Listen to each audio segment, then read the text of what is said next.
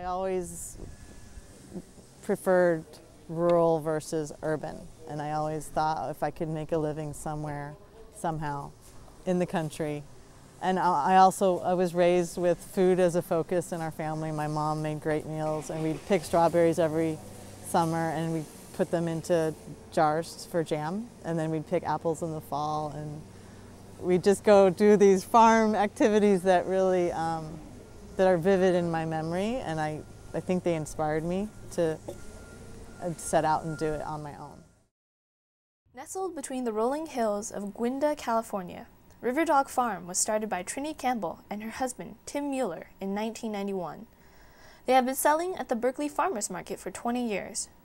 During that time, their farm has grown from 2 acres to 200. One of the first places where we sold from, it was a mixed fruit orchard, kind of like Guru Ramdas, but it was just smaller acreage with 100 different varieties of trees. And so we'd go there and pick the figs and pick the pomegranates and pick the plums and and we'd prune the trees in the orchard. And from that kind of mix, we learned that, you know, certain restaurants like certain products, and we developed relationships with the different restaurants. We kind of let the demand fuel our growth.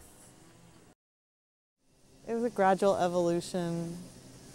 You know, a piece of ground would come up for rent, and we'd consider, like, oh, is that a place where things would grow well, and does it have water, and is the landlord going to be easy to work with, and will it be a long-term lease because we're going to invest fertility and annual supplements into the soil, and so can we stay there for a while to make sure we reap the benefit of what we're investing in. Those important considerations have led to the rapid growth of Riverdog Farm, and recently the farm has also taken on pasteurized chicken and hog farming. More than 2,000 chickens peck their way through alfalfa fields, producing eggs that are much sought after at the farmers market. The scale of the farm continues to offer challenges, but Trini's loyal customers and dedicated employees have continued to sustain the farm and help it to thrive.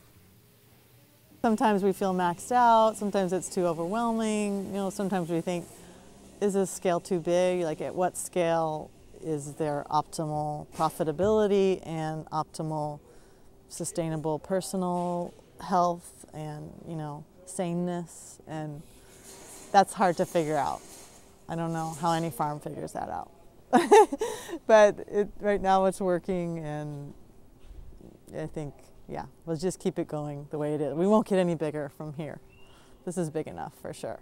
The way it's worked for us is you rely on people who are super dependent and committed, and they want to see the farm thrive because they know that their income relies on it. So people invest themselves into the whole operation because it benefits everybody.